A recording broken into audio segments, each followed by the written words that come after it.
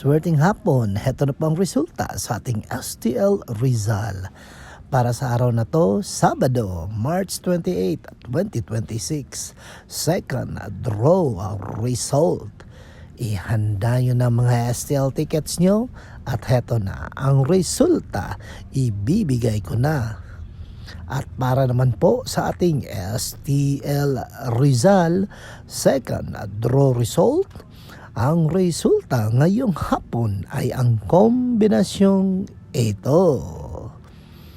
Laging tandaan mga ka-STL, kahit gaano pa tayo ka-busy, dapat magpahinga din tayo para din ito sa ating kalusugan.